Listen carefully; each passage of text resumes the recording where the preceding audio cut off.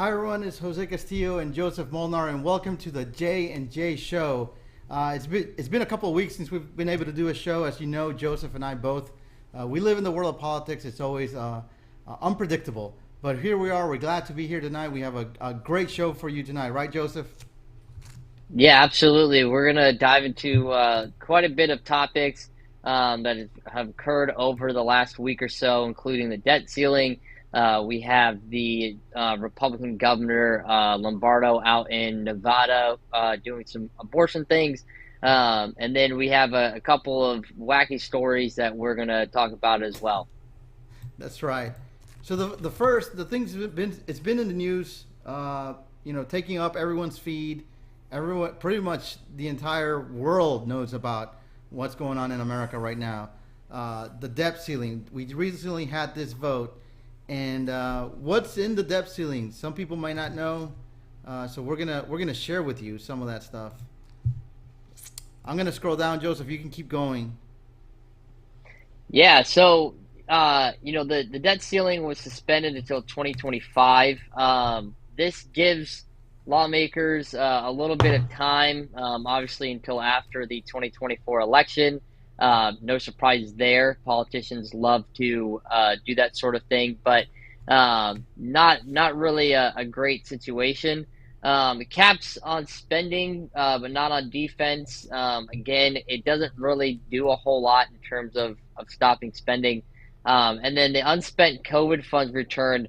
That's kind of true. The major detail here is that it doesn't return all of the unspent COVID funds. I think it returns about half of it. So the unspent COVID funds are not fully returned. I believe there was like $500 million or something like that, and like 208 million of it was scrapped. I could be wrong on those numbers, but I know it's about that. And then welfare was tinkered with, but no full overhaul. There was a couple of new work requirements that were put into that debt ceiling bill that are gonna force some people to actually work if they're able-bodied. And so I think that is a positive thing. That's something that Republicans really wanted, and we got on that. Um, so and then funds to enforce tax rules on wealthy Americans. Unfortunately, Democrats love taxing Americans. To me, it doesn't matter if you're wealthy, middle class, lower class. I don't believe in taxes. So, but yeah, there's funds in there to enforce the rules on wealthy Americans. And then easier to get project permits. And something that you and I discussed, Jose, before we got on this show was you said, why didn't they just force Joe Biden to overturn his executive order for the pipeline, which I think is a great point. Um, and then things that are not in the deal that were discussed. So there was student loan relief, and thank goodness this was not included in the bill because student loan relief is an absolute joke. It's something that Democrats really were pushing for. A lot of Democrats are upset with Joe Biden and the Democrats in the House and Senate for not getting this done. But look, one, I don't support student debt relief. And two, I think if you're going to do something like that, it has to be a standalone bill. I hate bills like this where they shove everything into it. I think that's, not being truthful and honest with the American people. We see it all the time. We saw it with the border wall where you couldn't fund the border wall if you didn't grant amnesty to 1.8 million illegal immigrants. So I think that's something, one of the big reasons why Americans can't stand Congress and can't stand politicians because they pull nonsense like this. Um, Tax hikes were not in the deal as well, which is a positive thing for conservatives. We're taxed enough already. The Tea Party movement is still alive, so thank goodness that was not in there. And then some clean energy bills that Joe Biden and the Democrats wanted to shove in as well. So overall, it's really that this bill is sort of a wash for Republicans and Democrats. Both sides are going to claim victory, but I don't think really the big issue here is that the American people did not win. So, but yeah, each side's going to claim victory, but at the end of the day, it's the Americans that are going to get screwed. Yeah, and Joseph, I was just pulling up the numbers to see what was the votes. What did the vote look like? And it was 314 yays to 117 nays, and there was basically 46 Democrats voted against it. Now, keep in mind the reason they voted against it is because these Democrats wanted more spending, not because they Right. wanted to stand up for the American people. And there was 71 Republicans who voted against it. So, the one thing that's people should know is that there is more Democrats who voted for this bill than Republicans, right? So Yeah. that tells you something. If you're a Republican, why are you voting for something that Democrats are supporting? And again, the Democrats who voted it because they wanted more spending, not because they wanted to save us any money.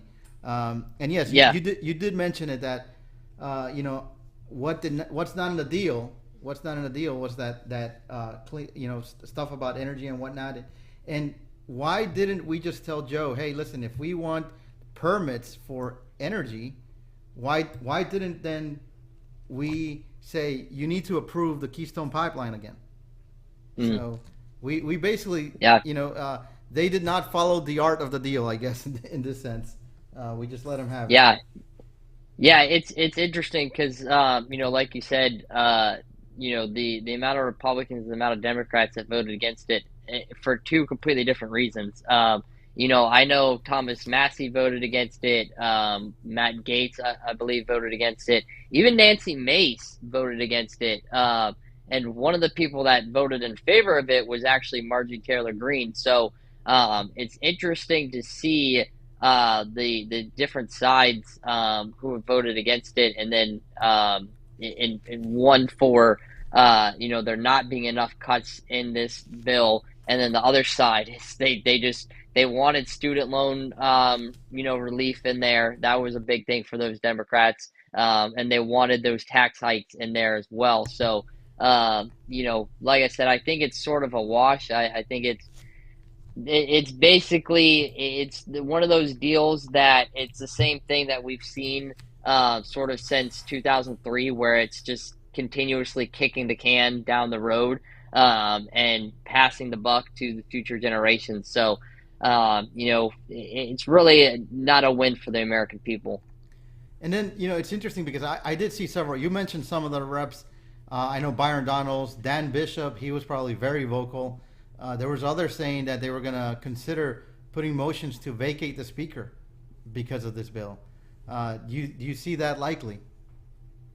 No, I honestly don't. I know we went through a really long process with the House Speaker vote, and they did a lot of they basically forced McCarthy's hand to put a lot of stuff into what they wanted. But at the end of the day, I don't think that they really have enough power to go about removing him as Speaker. And honestly, at this point, it kind of wouldn't make sense in my opinion.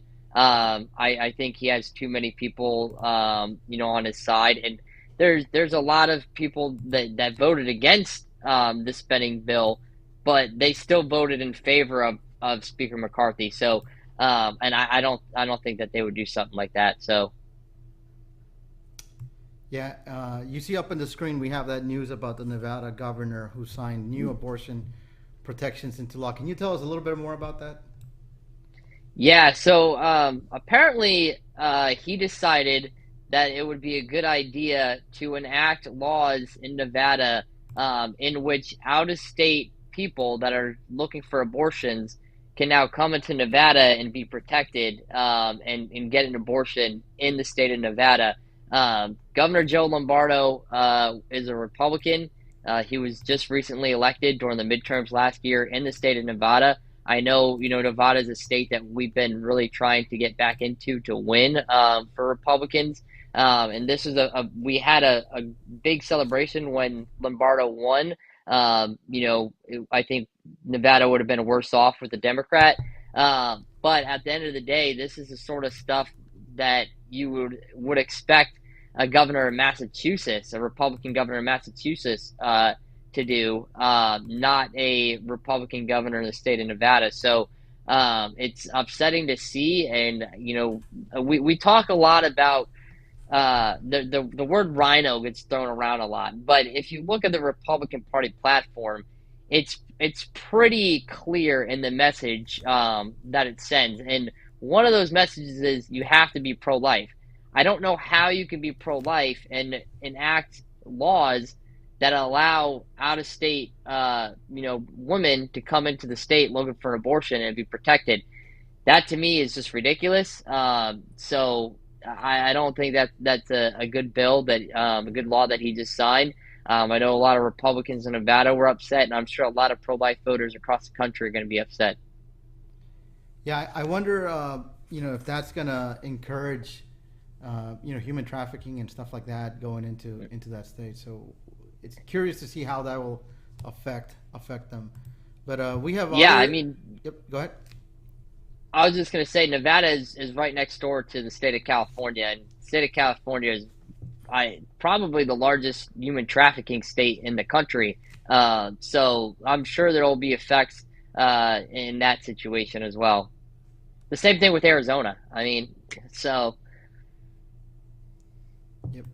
And you mentioned earlier at the beginning of the show that we had some ridiculous news, and there's two pieces of things have been in the news that we wanted to share with you. We're not sure which one's more ridiculous than the other, but we're gonna go ahead and share both of them with you, and you can let us know in the comments what do you think is more ridiculous. The first one, unfortunately, has to do with our military. And Joseph, you know what I'm talking about, right? So I'm gonna just bring it up for you right now.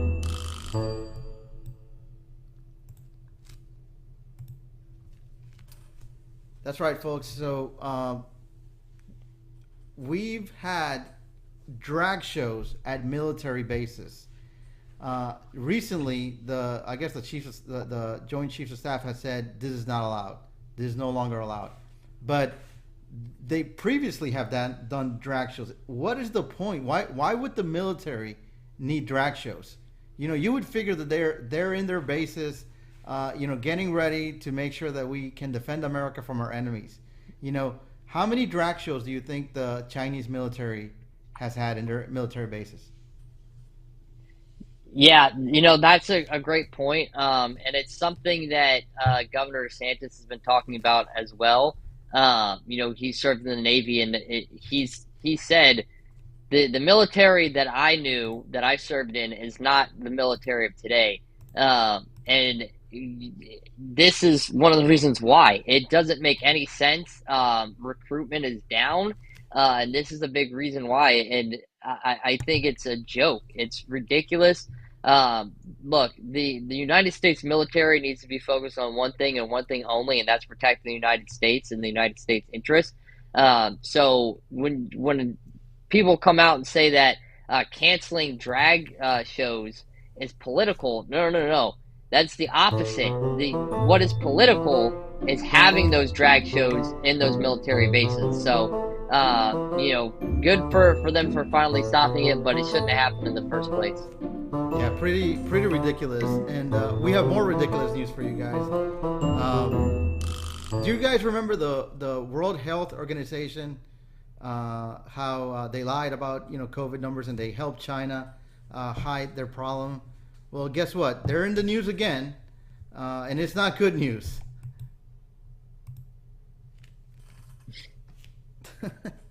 Oh man, look. First of all, we know about the issues with the World Health Organization and everything that happened with the pandemic. And then, we had the whole monkeypox thing for about a month that just randomly disappeared as well. But here's the biggest issue with Kim Jong-un being elected to this board is that, one, he's a terrorist dictator. Two, he's mentally and physically ill. Okay, mentally he's out of his freaking mind, and then physically he is now currently 308 pounds from what I read today. He's 308 pounds, which is not healthy, and he suffers from insomnia because he's an alcoholic that cannot stop smoking. Apparently, he has gained so much weight and now weighs 308 pounds because he loves to indulge on foreign snacks. So, American snacks, Chinese snacks, and basically any snack that Kim Jong un can get his grubby little fingers on, he's going to do it. So, while his people starve in North Korea, he's running around staying up until 4 a.m., drinking a bottle of liquor and snacking on some chips and some ice cream, apparently, while smoking a big fat cigarette. So I don't know how you could elect someone that is more mentally ill and physically ill than Kim Jong Un. This is just another reason why Americans should look at the World Health Organization and tell them to go kick rocks, because these people are out of their minds. I mean, it's a joke. Did they even travel to North Korea before they decided to elect these people? Are they even allowed to go into North Korea, right? It's so hard to get in. Actually, people are trying to get out because they have no health system in North Korea. Well, they probably have it for people like Kim Jong-un, for the ruling class, the high-ranking military officials. But the people in North Korea are, they're starving, unhealthy. This is a slap in the face to the rest of the world, electing North Korea into the World Health Organization. And go ahead. Go ahead. No, yeah, this is another reason why a lot of these organizations that we're members of, it's like, why are we partaking in this? This is like a clown show. Let's get out of this. Let's save ourselves the money and let's just worry about taking care of America. Yeah, and one other little tidbit in that, if you could bring up that article again, because right underneath it, if you see, other new board members include experts from Australia, Barbados, Cameroon, Qatar, Switzerland, and Ukraine. The first one that pops out to me is Australia. They were one of the worst countries when it came to the lockdown for COVID. So they'll jail you. Yeah, I mean, the videos that I saw out of Australia during the COVID-19 pandemic was some of the scariest stuff that I've seen. Yes.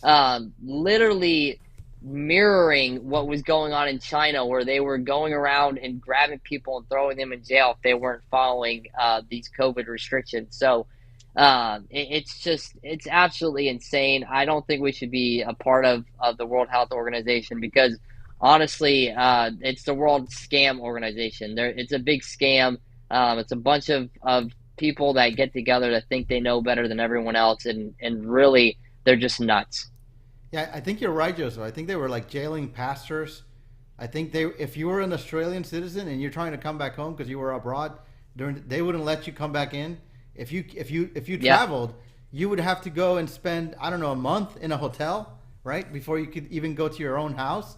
It's insane that these are the people who are now leading the World Health Organization. But we gotta give thanks every day. When you see news like this, you gotta be so grateful, right, that you live in a country as free as, and we gotta make sure we keep it that way, right?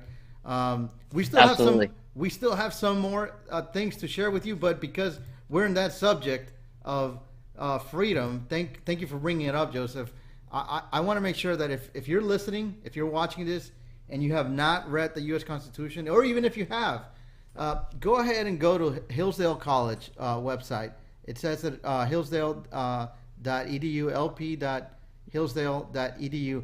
Basically, they will send you a free copy of the U.S. Constitution. You can keep it in your pocket. You could read one amendment per day, one section per day, and make sure that if the problem is that if Americans don't know what their rights are, we will let people like these Australians trample them, right? So very important.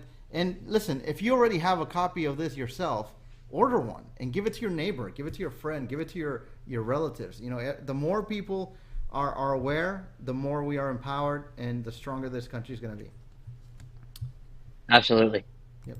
So now we have another news. We always talk about elections and candidates and people who are running for office and whatnot. So here in Florida, it looks like there's going to be a special election coming up soon, and that's going to be in Florida House District 35. That district includes the eastern part of Orange County and the eastern part of Osceola County, and the reason is because the current state representative, Mr. Fred Hawkins Jr. He recently tweeted on May 10th. He said, "Pages turn and new chapters begin. I am looking forward to becoming the next president of South Florida State College. My time as an elected official has been the highlight of my life, especially serving in the Florida House." That to me says that he's moving forward from that position at state representative. So he will basically renounce his position, and there will be a special election coming up. So Joseph, just for those who are not aware about that previous election in the state house, this was the result in this was in November, and as you can see, Fred Hawkins won with over 55% of the vote against the Democrat candidate Rishi Baga. I hope that's how you pronounce his name. Yeah, I was gonna say, what a name. Yeah. So then, but the interesting thing, Joseph, is look at the percentages: 55% for the Republicans, 44 for the Democrats. But then look at how many people are actively registered to vote in that district. The Democrats have a slight advantage of about a little over 2,000 voters. So what does that tell you, right? That tells you that maybe some Democrats are voting Republican, or the independents are voting Republican, or the Democrats are not showing up to vote. Who knows, right? But the important thing is that a Republican won that seat, and going forward, are the Republicans going to be able to keep that seat? So then we went into the Florida Division of Elections website to find out who has filed for that seat, and one of the people who ran previously as a Democrat in the last election cycle in the primary but lost, has already signed up to run, and that is Mr. Tom Keene. He signed up, and as you can see from in the bottom, let's remove this. In the bottom, you can see that Tom Keene lost the primary, but look at the votes.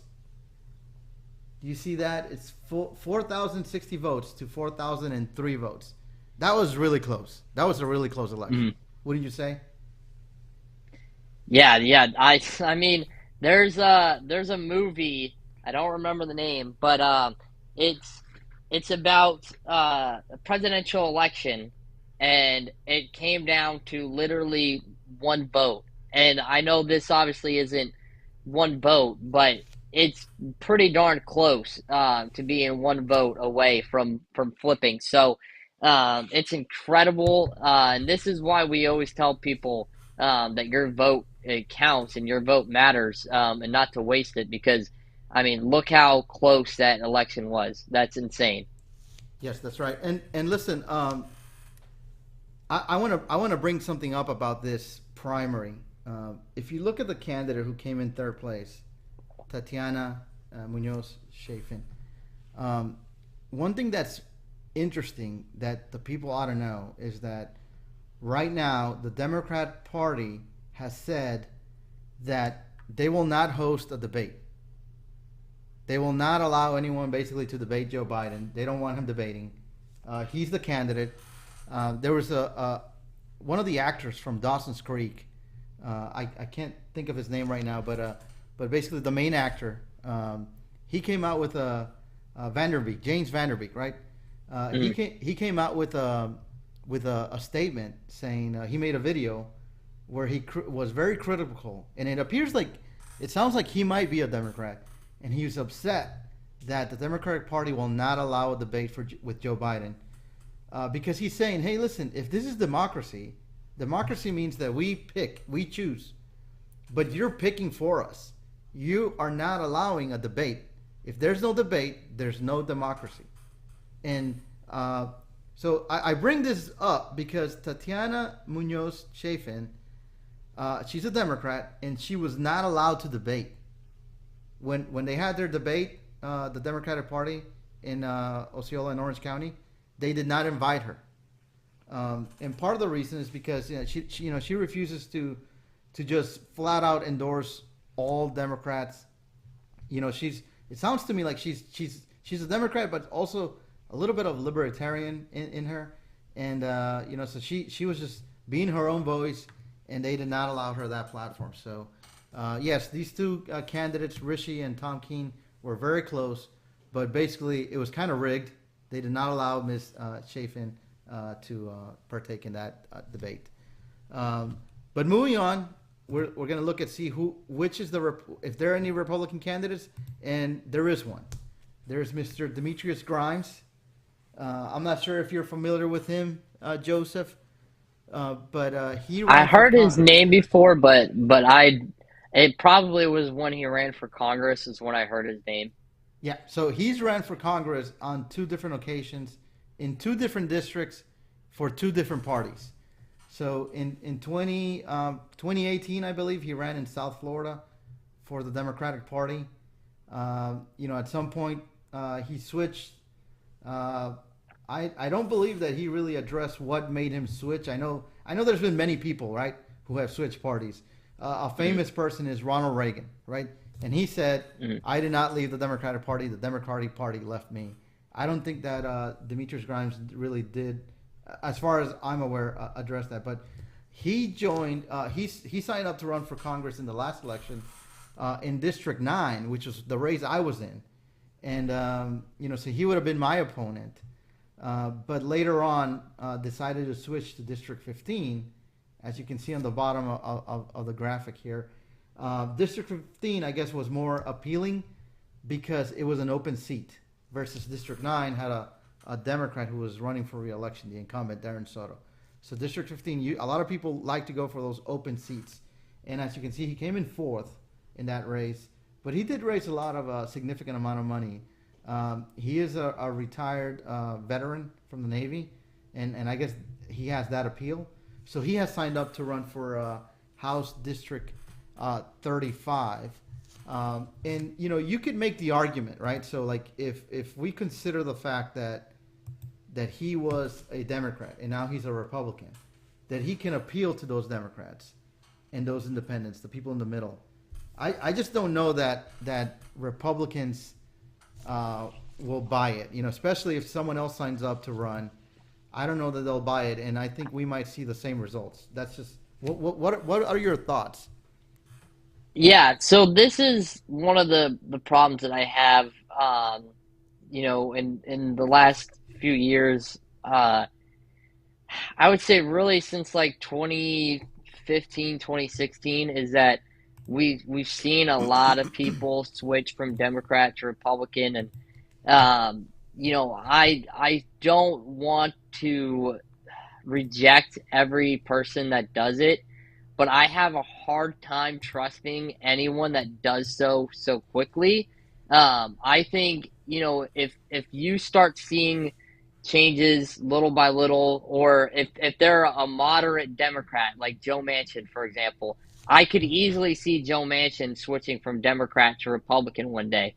Um, but I have a hard time trusting people that go directly from being a Democrat and they jump straight to being a Republican, especially if depending on the issues that they've recently supported. So, like you and I, Jose, talked about before, when he ran in South Florida, he was really big anti-gun advocate. I don't know about you, but I don't know any Republican that is anti-gun. So to me, that just reeks of not desperation. There's a word that I know makes sense in my head somewhere, but it just reeks of something, and it doesn't pass the sniff test to me. So I have a hard time trusting anyone that switches that quickly. There's a lot of people that we saw, during the Trump years where they were saying boycott Trump. Oh, we're super anti-Trump, and then all of a sudden they were super MAGA, and within like a few months, now all of a sudden they're super Trump and super MAGA, people, and that to me just does not make any sense, and I don't trust those sort of people. Yeah, yeah. The whole anti-gun, anti-NRA, and he was anti-Trump. Actually, he said that the country was going in the wrong direction, when clearly it was not. He advocated, I guess, for Obamacare. I believe it was what it is. So I just don't see how this will be successful. But again, you could argue that in a place like this is exactly what you need. Someone who's more centrist and whatnot. But I ran for Congress in 9, and he would have been my opponent in Switch. But I did have another opponent of mine who I've been very critical of, Scotty Moore, right? And Scotty Moore, basically in District 9, a lot of the Republicans won, especially in Osceola County. DeSantis won, Ashley Moody won, Jim Patronis won, Wilton Sisson won, and Marco Rubio won, and Scotty did not.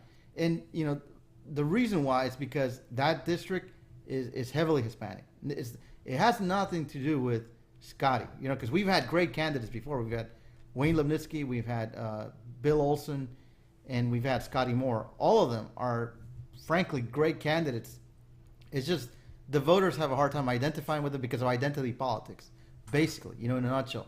But in that part of the district, the eastern part of Osceola County and the eastern part of Orange County, that is not a factor because it's almost, I believe it might be a white majority part of the district, and Scotty Moore actually destroyed Darren Soto in that part of it. He won that part of District 35, 68 to 32%. That's outstanding, right? So Yeah. I pulled up, and clearly House District 35 does not completely overlap U.S. Congressional District 9. There's other congressional districts. There's Congressional District 10, and there's also Congressional District 8, a little bit of 8. So I went ahead and I tallied the votes of the congressional ballot, and the congressional ballot beats the Democratic ballot in the last election about 53%. So the Republicans would have won. So, this is going to be a quick election. It's a special election, so people don't have a lot of time to go out and campaign and raise funds. So I believe that someone who has name ID would be terrific, right? So I think that Scotty Moore, he has not jumped into this race, but I think that he would have an easier time convincing the folks who, like I said, already voted for him once to vote for him again and keep this seat red. Yeah, definitely. I totally agree. These special elections, like you said, they're quick turnarounds. And in order for us to have the best shot, I think that's a very good point you make, is to have someone that the voters in the district already know. So I definitely think that Scotty maybe should take a look at jumping into that race. Yeah. And so far, Joseph, just so you know, the Republicans who ran in the primary against Fred Hawkins, none of them have jumped into the race so far, and I'm not certain that they will. That was a really tough primary that Fred Hawkins came out on top. So it'll be interesting to see who makes if it's just going to be Demetrius Grimes, then I guess he's the candidate. But I think I would suspect that more people are going to be jumping in, especially once Fred Hawkins resigns, because he has not done so yet. Yeah, absolutely. Well, I think we've covered it all, right? Joseph, anything else you got to add for our show tonight? No, I just want to say, it's been a little while, but as you mentioned, we're both very busy. But I think we're going to get back into this routine, and really the primary season is upon us. We have two more candidates that are expected to announce next week, and Chris Christie and Mike Pence. I'm sure that there's going to be others. I know Chris Sununu is thinking about getting in. I know that Glenn Youngkin is now reconsidering getting in. I don't think that he should, because the polling is just not there for him right now. But it's going to be a long primary season, so I'm looking forward to the debates coming up, and I think you and I are going to get on a better schedule and keep the voters informed. Yeah, yeah, definitely. And you made me laugh right now because you mentioned Chris Christie, and I joked online. I made a post saying that Jimmy Carter has a better shot of winning a second term than Chris Christie getting the GOP nomination, and I truly believe that actually. Yeah, and from everything that I'm hearing, his focus is going to be solely on New Hampshire. He's basically given up on Iowa, and he's just he plans on knocking, I think like 700,000 doors in New Hampshire. And the person that I heard this from, I told him, hey, you might want to tell Chris Christie to go ahead and knock all those doors himself, because what is the point of making everybody else go and walk them? Oh my god. So, oh my god. Okay. I thought you meant because of health reasons, but that would help. I mean, but you said it, not me. Anyways, we want to say thank you to Chris, Brenda, Carmen. Thank you for commenting, and everyone who's been watching. Are we going to do the next show about the presidential candidates? Is that what the consensus was? Yeah, I mean, I think we should. I think our next show, maybe we'll take a look at the top contenders, maybe the top 4 or 5 contenders, maybe get a little dive into each one of them. I think that would be a good show. Perfect. And if you wanna be part of the show, go ahead and follow us on the J&J Show. You can message us there, and we'd love to have guests on our show. So. Thank you, everyone. God bless you, and thanks for watching. God bless. Good night.